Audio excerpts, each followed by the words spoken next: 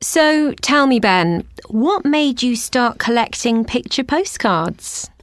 As a boy, I often saw postcards at the seaside and in tourist places, but I didn't find them interesting then.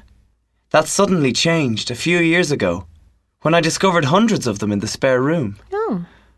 There were some beautiful ones there, carefully arranged in albums. So after that, I started collecting cards whenever I went to other countries. Whose collection was it? Well, my grandfather, who was a sailor, used to send postcards home from wherever he was in the world.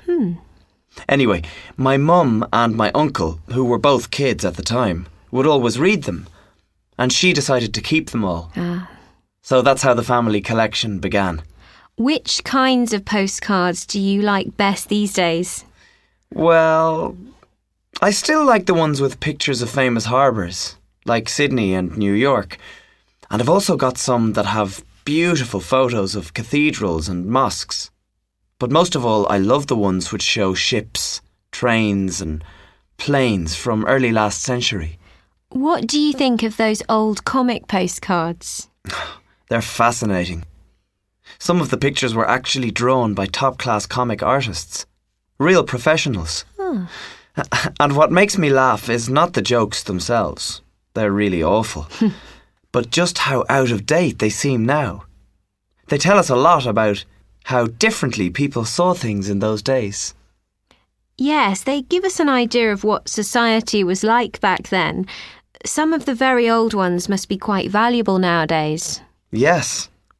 Though, perhaps surprisingly, it's the subject of the picture that matters most.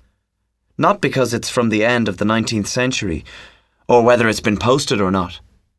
The ones with the highest values are about past events, like a famous wedding, or a football team winning the cup.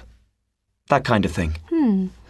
So, for a young person, say, who wants to take up collecting postcards, those aren't the best kind to get? No, they'd cost far too much. The same is true for cards with pictures of the town where you grew up.